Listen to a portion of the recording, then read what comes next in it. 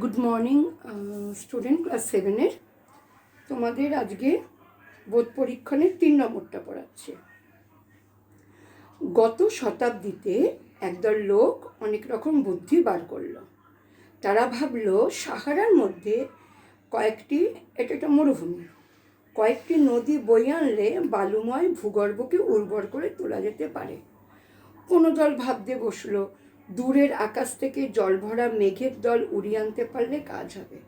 কিন্তু এই অনুর্বর, যেটা উর্বর নয়, ভূভাগের মধ্যে জিনিসপত্র সাজ সরঞ্জাম অথবা লোকজনে আনাগোনা চালাতে গেলে রেলপথ নির্মাণ করা আগে দরকার।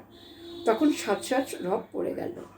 কর্নেল ফ্ল্যাটার্স নামক একজন অবসরপ্রাপ্ত সামরিক কর্মচারী তার দলবল নিয়ে প্রস্তুত হলেন। এটা প্রবোধ কুমার সান্যালের লেখা একটা জায়গা থেকে তুলে নেওয়ার চেষ্টা। সাহারাকে উর্বর করার জন্য প্রথমে কি ভাবা হয়? সাহারাকে উর্বর করার জন্য প্রথমে ভাবা হয় এই মরুভূমির মধ্যে নদী বইয়ে আনার কথা। অন্য কোনো একদল কি ভাবে? অন্য একদল ভাবে জলভরা মেঘ এখানে উড়িয়ে আনলে কাজ হবে। অনুর্বর ভূভাগে জিনিসপত্র নিয়ে যেতে হলে কি দরকার? রেলপথের ব্যবস্থা করা দরকার। কখন সাজ রব পড়ে যায়?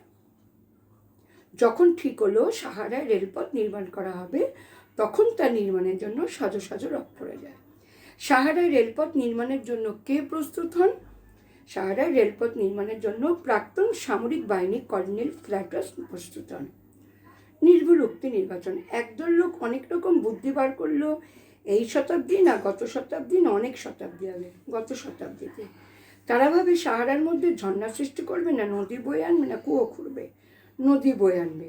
লোকজনে আনাগোনার জন্য চাই মোটর গাড়ি, লরি, না রেলপথ। তার দলবল নিয়ে প্রস্তুত হলেন কর্নেল ফ্ল্যাটার্স, ক্যাপ্টেন স্কট না ক্যাপ্টেন কুক? কর্নেল ফ্ল্যাটার্স। শব্দজ্ঞান পরীক্ষা। শতাব্দী মানে 100 বছর। নির্মাণ মানে তৈরি বা গঠন। প্রস্তুত মানেও তৈরি। ওপরে গদ্যাংশ থেকে দুটি বিপরীতধর্মী শব্দ আছে, উর্বর আবার অনুর্বর। আর বিপরীতার্থক শব্দের মধ্যে বুদ্ধি হচ্ছে নির্বুদ্ধি, দূর হচ্ছে নিকট, আর প্রস্তুত হচ্ছে অপ্রস্তুত। এটা ভালো করে তোমরা পড়ে রাখবে। এই টাইপেরই কোয়েশ্চেন করা হবে। আর তোমাদের CW SW আমি পাঠাতে বলেছি, ধীরে ধীরে তোমরা পাঠাতে শুরু করো। আর এটা শেষ হয়ে গেলে আমি তোমাদের প্রজেক্ট করতে দেবো। So thank you student.